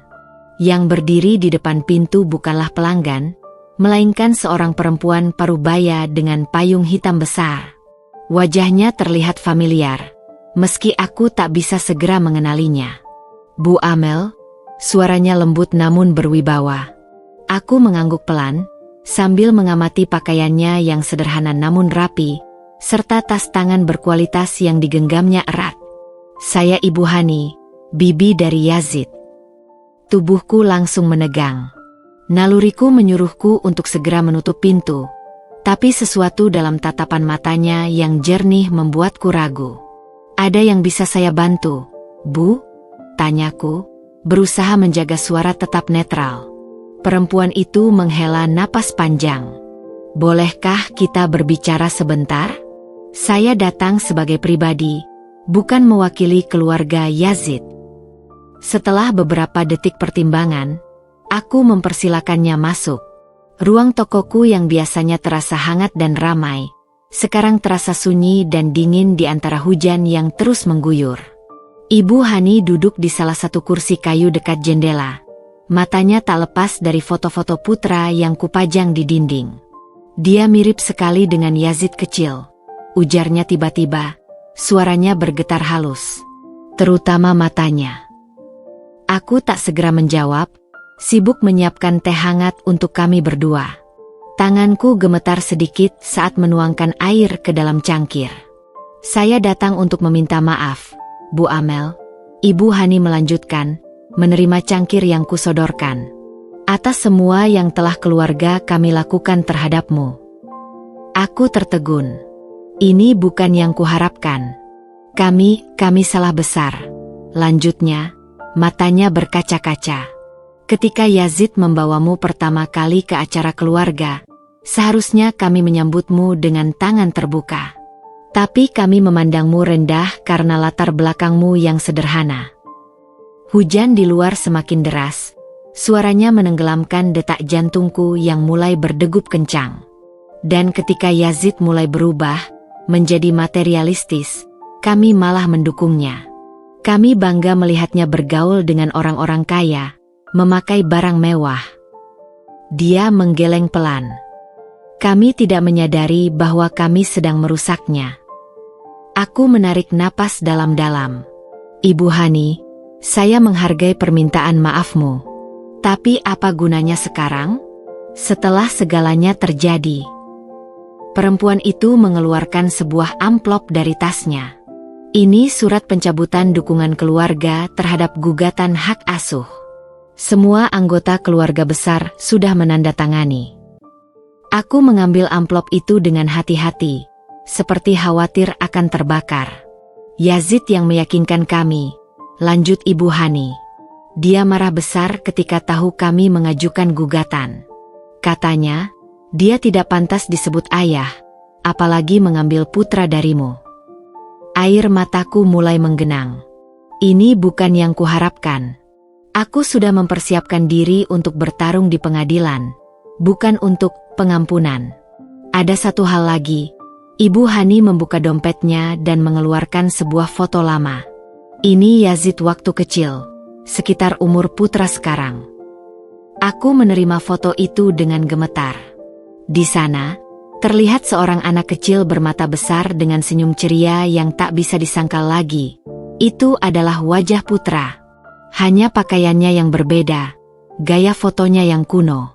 Ketika Yazid memberitahu kami tentang Putra, awalnya kami tidak percaya itu cucu kami. Tapi setelah melihat fotonya, Ibu Hani tersenyum getir. Tuhan memang punya caranya sendiri untuk menunjukkan kesalahan kami. Aku menatap foto itu lama, merasakan sebuah keanehan dalam dada. Ini bukan hanya tentang aku dan Mas Yazid lagi. Ini tentang Putra, tentang haknya untuk mengenal keluarganya, tentang warisan yang seharusnya menjadi miliknya. Ibu Hani, suaraku parau. Aku tidak bisa memaafkan segalanya begitu saja. Luka ini terlalu dalam. Dia mengangguk paham. Kami tidak meminta maafmu, Bu Amel. Kami hanya ingin kamu tahu bahwa kami menyesal. Dan jika suatu hari nanti kamu mengizinkan, kami ingin mengenal Putra. Hujan mulai reda di luar. Sinar matahari pertama menembus awan kelabu. Aku menatap foto Yazid kecil itu lagi, lalu melihat ke arah rak tempat mainan kayu gajah itu disimpan. Bukan sekarang, jawabku akhirnya. Tapi, mungkin suatu hari nanti. Ketika waktunya tepat. Ibu Hani tersenyum, matanya berkaca-kaca. Itu lebih dari cukup untuk kami, Bu Amel. Terima kasih. Setelah kepergiannya, aku berdiri lama di depan jendela, memandangi genangan air di jalanan yang perlahan mengering. Di benakku, bayangan Mas Yazid yang dulu ku kenal, pria baik yang jatuh ke jalan salah, bergulat dengan gambaran Mas Yazid sekarang yang mencoba bangkit dari keterpurukan. Putra yang baru bangun dari tidur siangnya merengek minta digendong. Aku mengangkatnya pelan, menatap mata besarnya yang mirip sekali dengan ayahnya dalam foto tadi. Suatu hari nanti, nak, bisikku, Mama akan ceritakan semua kisah ini padamu. Tentang ayahmu, tentang keluarga besarmu, tentang kesalahan dan penyesalan. Dan mungkin, ketika saat itu tiba, kami semua, aku, Putra, Mas Yazid, bahkan keluarganya, bisa menemukan kedamaian dalam versi kebahagiaan yang baru. Bukan kebahagiaan sempurna seperti dalam dongeng, tetapi kebahagiaan yang nyata, yang lahir dari pengampunan, penerimaan, dan cinta tulus seorang ibu yang akan melakukan apapun untuk anaknya. Seperti yang kulakukan sekarang. Seperti yang akan terus kulakukan setiap hari, untuk Putra. Pagi itu, udara terasa lembab dan gerah meski matahari belum terlalu tinggi. Aku berdiri di belakang konter tokoku, sibuk menyiapkan pesanan khusus untuk acara pernikahan salah satu klien tetap. Tanganku lincah membentuk adonan kue nastar menjadi bulatan-bulatan kecil sempurna. Sementara pikiran berkecamuk antara daftar pekerjaan yang harus diselesaikan dan janji bertemu Rama nanti sore untuk membahas perkembangan kafe baru di hotelnya. Amel, kamu punya waktu sebentar. Suara Debbie dari pintu belakang membuatku menoleh. Penampilannya hari ini berbeda dari biasanya. Tanpa riasan tebal, rambut pirangnya yang biasanya tergerai indah sekarang diikat sembarangan, dan matanya bengkak seperti habis menangis semalaman. Ada apa, Debbie? Kamu seharusnya tidak masuk hari ini kan? Tanyaku sambil membersihkan tangan di celemek. Dia masuk dengan langkah gontai, lalu tiba-tiba duduk di bangku kecil dekat dapur. Kepalanya menunduk. Aku tidak tahu harus kemana lagi. Aku segera berhenti bekerja dan duduk di hadapannya. Apa yang terjadi? Ceritanya meluap seperti air bah yang lama tertahan. Setelah meninggalkan Mas Yazid, Debbie berpindah ke seorang pengusaha properti yang lebih kaya. Tapi seminggu yang lalu, Dia ketahuan selingkuh dan diusir dari apartemen mewah yang menjadi tempat tinggalnya selama ini. Dan sekarang aku tidak punya apa-apa lagi, ujarnya, suara hancur. Teman-temanku menjauh, tabunganku habis untuk gaya hidup, bahkan orang tuaku tidak mau menerimaku pulang. Aku mengamati wanita di depanku, musuh lamaku yang dulu begitu sombong dan jahat, sekarang hancur berkeping-keping. Seharusnya aku merasa puas, tapi yang kurasakan justru sebuah belas kasihan aneh. Debbie, kamu ingat pertama kali kamu kerja di sini? Tanyaku pelan. Apa yang kukatakan padamu saat itu? Dia mengangkat wajah penuh air mata. Kamu bilang, kamu memberiku kesempatan bukan untukku, tapi untuk dirimu sendiri. Aku mengangguk. Dan sekarang aku akan katakan sesuatu lagi padamu. Kamu lebih dari sekedar wanita simpanan, Debbie. Aku sudah lihat sendiri betapa kamu pandai berbisnis. Bagaimana kamu bisa memikat pelanggan dengan caramu? Debbie terkejut, matanya membesar. Mulai besok, lanjutku tegas, kamu akan bekerja penuh waktu di sini. Bukan sebagai sales, tapi sebagai manajer pemasaran. Kamu akan mengurus semua kontrak dengan hotel dan catering, plus gajimu akan naik 30%. Wajah Debbie berubah drastis, dari putus asa menjadi tidak percaya. Tapi, kenapa? Setelah semua yang kulakukan padamu. Aku menarik napas dalam-dalam. Karena aku percaya semua orang berhak dapat kesempatan untuk berubah. Dan karena aku tahu bagaimana rasanya dihancurkan oleh seseorang, lalu dibiarkan begitu saja. Air mata Debbie mengalir deras sekarang. Aku tidak tahu harus bilang apa. Jangan bilang apa-apa, potongku sambil berdiri. Buktikan dengan tindakan. Pertama, kita harus selesaikan pesanan pernikahan ini sebelum jam 3. Sebuah perubahan ajaib terjadi pada Debbie. Dia segera mencuci muka, mengikat rambutnya rapi, dan bergabung denganku di dapur dengan semangat baru. Aku mengamatinya dari sudut mataku, betapa cepat dan cekatannya bekerja, seolah ingin menebus semua kesalahan masa lalunya. Saat kami sedang sibuk bekerja, putra yang sedang bermain di boxnya tiba-tiba berteriak gembira. Mama! Mama! Aku dan Debbie serentak menoleh, dan kaget melihat putra berdiri sendiri untuk pertama kalinya. Debbie, lihat! Dia berdiri, teriakku gembira. Tanpa kusadari, kami berpelukan sebentar. Musuh bebuyutan yang sekarang bersatu dalam kebahagiaan kecil atas pencapaian putra. Saat menyadari apa yang baru saja terjadi, kami tertawa lepas. Kamu tahu, Amel, ujar Debbie sambil mengelap air matanya yang baru saja menetes. Aku mulai mengerti sekarang mengapa Yazid akhirnya menyesal meninggalkanmu. Aku mengangkat putra yang sedang bersorak gembira. Ini bukan tentang aku, Debbie. Ini tentang memilih menjadi versi terbaik dari diri kita sendiri, untuk orang-orang yang benar-benar mencintai kita apa adanya. Mata Debbie berkaca-kaca lagi. Kalau begitu, izinkan aku memulai dari sekarang, sebagai Debbie yang baru. Saat itu, di antara aroma kue yang harum dan tawa putra yang polos, aku menyadari sesuatu yang penting. Kadang pengampunan bukan hanya hadiah untuk orang yang bersalah, tapi juga pembebasan untuk diri sendiri. Dan mungkin, hanya mungkin, inilah awal dari sebuah persahabatan yang tak pernah terbayangkan sebelumnya. Sementara di luar, matahari bersinar terang, seolah menyetujui keputusanku hari ini. Untuk maju ke depan tanpa beban kebencian. Untuk membuka hati meski pernah disakiti. Untuk percaya bahwa semua orang, bahkan Debbie, pantas mendapat kesempatan kedua. Bulan-bulan bergulir seperti halaman buku yang indah. Tokoku yang dulu hanya sebuah ruko kecil kini telah berkembang menjadi Amel S Patisserie, dengan 2 cabang, satu di pusat kota dan satu lagi di Hotel Rama. Pagi ini, aku berdiri di depan cabang utama, menyaksikan karyawanku yang sekarang berjumlah 15 orang sibuk mempersiapkan pesanan untuk acara besar di balai kota. Udara pagi yang segar membelai wajahku saat aku menyesap kopi hangat. Di dalam playpen khusus di belakang konter, Putra yang kini sudah bisa berjalan dengan lancar sedang asyik bermain balok kayu bersama salah satu karyawanku.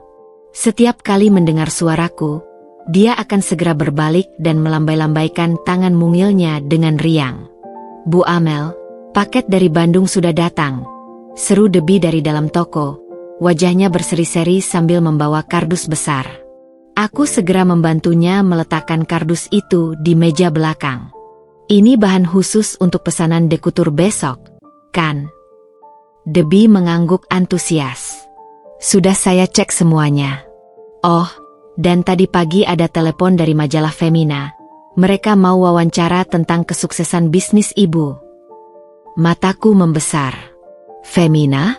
Majalah yang dulu hanya bisa kubeli edisi bekas di pasar loak? Kamu yang atur jadwalnya ya, Debbie?" ujarku sambil tersenyum.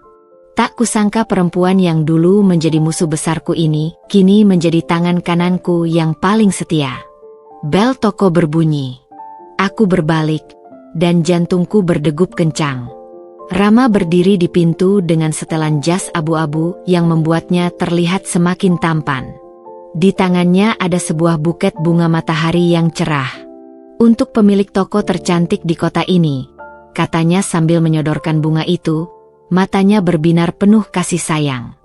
Beberapa karyawanku saling menyenggol dan tersenyum-senyum melihat pemandangan ini. Selama 6 bulan terakhir, hubunganku dengan Rama telah berkembang dari sekadar teman bisnis menjadi sesuatu yang lebih intim, meski kami berdua masih hati-hati melangkah. "Terima kasih," bisikku, mencium aroma segar bunga-bunga itu. "Tapi kamu tahu aku lebih suka hadiah dalam bentuk bahan baku kualitas premium, kan?" Rama tertawa, suaranya yang dalam mengisi seluruh ruangan. "Sudah kuduga. Itu sebabnya ada voucher belanja dari supplier Perancis di antara bunga-bunga itu." Dia kemudian mengangkat Putra yang sudah berlari mendekatinya. "Ayo nak, kita antar mama makan siang hari ini. Ada tempat baru yang mau Bibi Tari coba." Tari, yang sekarang menjadi manajer cabang di hotel, memang sudah menjadikan ritual makan siang kami setiap Jumat sebagai hal yang tak tergantikan. Saat kami bersiap-siap pergi, mataku tak sengaja menangkap pemandangan di seberang jalan. Kafe Mas Yazid yang dulu ramai pengunjung sekarang sepi. Hanya ada beberapa orang di dalamnya, dan Mas Yazid sendiri terlihat sedang membersihkan meja dengan wajah lesu. Ada sesuatu yang menyentak di dadaku, bukan kebencian atau kemarahan, tapi sebuah keprihatinan yang aneh.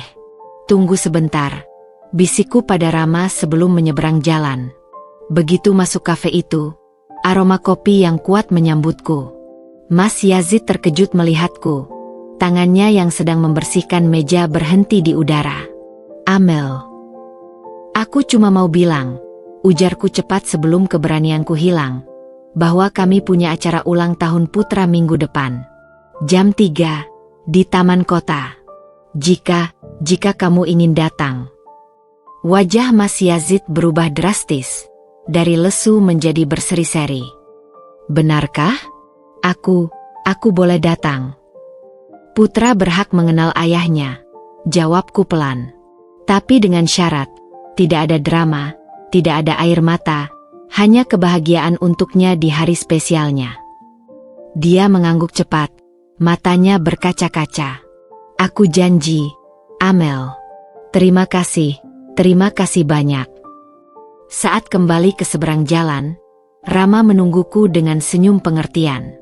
Dia tak pernah memaksaku untuk melupakan Mas Yazid, tak pernah cemburu berlebihan. Itulah salah satu hal yang paling kuhargai darinya, kemampuannya untuk memahami bahwa hatiku cukup luas untuk mencintai tanpa harus melupakan masa lalu sepenuhnya. "Sudah siap?" tanya Rama sambil menggendong Putra yang sudah tidak sabar keluar. Aku mengangguk, menyelipkan tanganku di lengannya. "Sangat siap." Di tengah jalan menuju restoran, melewati taman kota yang dipenuhi bunga-bunga musim semi, aku menyadari sesuatu yang penting. Kebahagiaan bukanlah garis lurus. Ia berkelok-kelok, naik turun, kadang membawamu ke tempat yang tak terduga. Dulu aku berpikir kebahagiaan adalah rumah besar dengan pagar putih dan keluarga sempurna. Tapi kini, di tengah kesibukan bisnis yang sukses, dengan seorang lelaki baik yang mencintaiku apa adanya, dan seorang anak yang menjadi cahaya hidupku, aku menemukan kebahagiaan dalam bentuknya yang paling autentik. Tidak sempurna, tapi cukup. Tidak mewah, tapi bermakna. Dan yang terpenting, kebahagiaan yang kurai dengan tanganku sendiri, tanpa harus merendahkan siapapun atau menyakiti orang lain. Seperti senyum Rama di sampingku sekarang. Seperti tawa Putra yang polos. Seperti pengampunan yang akhirnya kuberikan pada Mas Yazid, dan pada diriku sendiri. Inilah kebahagiaan sederhana yang kumaksud. Dan hari ini, di bawah sinar matahari musim semi yang hangat, aku bersyukur bisa merasakannya sepenuhnya.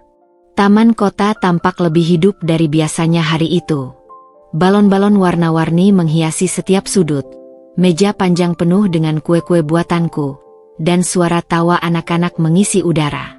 Di tengah keramaian, Putra berlarian dengan riang mengenakan topi ulang tahun kecil yang lucu, dikelilingi oleh teman-teman kecilnya dari Daicar.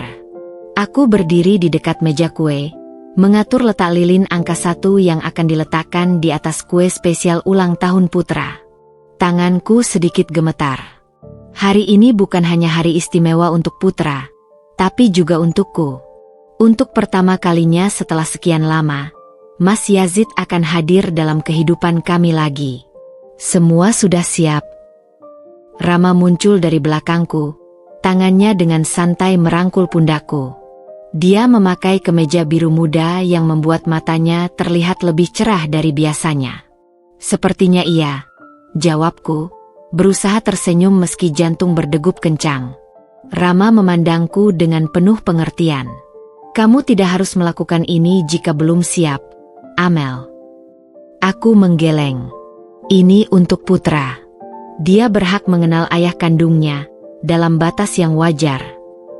Belum selesai bicara, kerumunan di pintu masuk taman tiba-tiba terlihat riuh. Aku menoleh, dan melihat Mas Yazid berdiri di sana dengan bingkisan besar di tangan. Dia terlihat berbeda dari terakhir kali kami bertemu. Pakaiannya sederhana tapi rapi, wajahnya lebih segar, dan yang paling mencolok, senyumnya yang tulus saat melihat Putra. Putra yang sedang asyik bermain tiba-tiba berhenti. Matanya menatap lekat ke arah Mas Yazid. Seolah ada ikatan tak terlihat yang langsung terhubung antara mereka. Papa?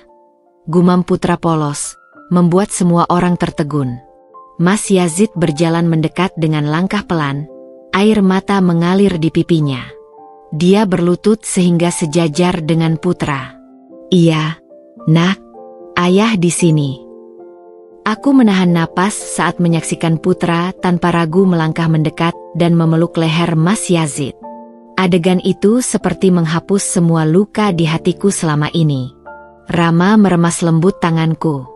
Ayo kita beri mereka waktu sebentar, bisiknya. Kami mengundurkan diri ke bangku taman tak jauh dari situ. Dari sana, aku menyaksikan Mas Yazid yang dengan sabar menunjukkan hadiahnya pada Putra. Sebuah set alat musik kecil untuk anak-anak. Kamu tidak marah? Tanyaku pada Rama. Dia menggeleng, matanya lembut. Aku mencintaimu, Amel. Dan mencintaimu berarti mencintai semua bagian dalam hidupmu, termasuk masa lalumu. Perkataannya membuat dadaku terasa hangat.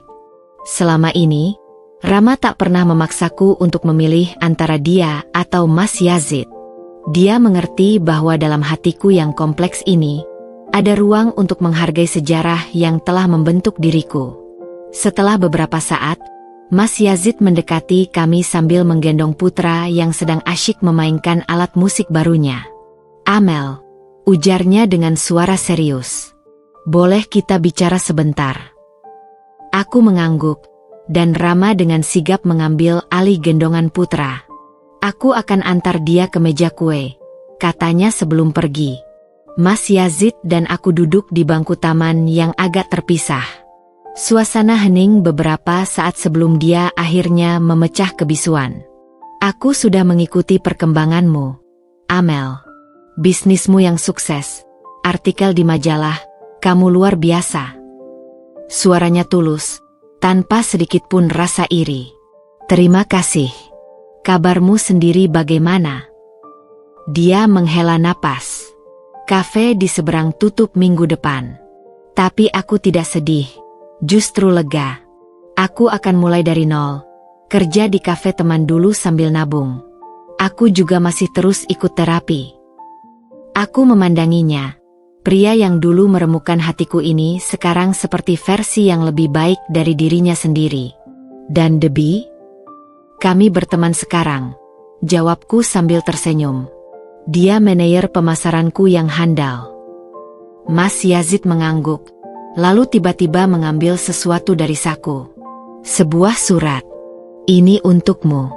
Dan untuk Putra, jika suatu hari nanti dia bertanya tentang ayahnya. Aku membuka lipatan surat itu dengan hati-hati. Isinya adalah pengakuan jujur semua kesalahannya, permintaan maaf yang tulus, dan janji bahwa dia akan selalu ada untuk Putra, dalam cara apapun yang kuminta. Aku tidak berharap kamu memaafkanku, Amel. Tapi terima kasih sudah memberiku kesempatan untuk menjadi ayah bagi Putra, meski terlambat. Air mataku jatuh membasahi surat itu. Semua rasa sakit, kemarahan, dan kekecewaan selama ini rasanya mengalir keluar bersamaan dengan air mata. Aku memaafkanmu, Yazid, bisikku. Bukan untukmu, tapi untuk diriku sendiri. Untuk Putra. Agar kami bisa melangkah ke depan tanpa beban. Wajah Mas Yazid berubah, seperti beban puluhan tahun terangkat dari pundaknya. Dia tidak berkata apa-apa, hanya mengangguk sambil menahan isakannya. Di kejauhan, suara riuh anak-anak memanggil kami. Kami berdua tersenyum. Saat berjalan kembali ke meja kue, tanpa direncanakan, tangan kami memegang masing-masing tangan Putra. Di sisi lain meja, Rama berdiri dengan kamera siap mengabadikan momen. Dan saat lilin ditiup, doa dalam hatiku hanya satu. Semoga Putra tumbuh menjadi pria baik yang lebih kuat dari ayahnya, lebih bijak dari ibunya, dan lebih berani dari kami berdua. Sementara matahari sore mulai tenggelam, menerangi kami semua dengan cahaya keemasan. Aku menyadari sesuatu yang indah. Kadang, akhir bukanlah akhir. Kadang, akhir adalah awal yang lebih baik dari yang pernah kita bayangkan. Seperti keluarga kecil kami yang tak konvensional ini. Seperti cinta baru yang tumbuh di antara puing-puing masa lalu. Dan seperti Putra, anak kami, yang akan selalu menjadi bukti bahwa dari luka terbesar pun, bisa lahir berkah terindah.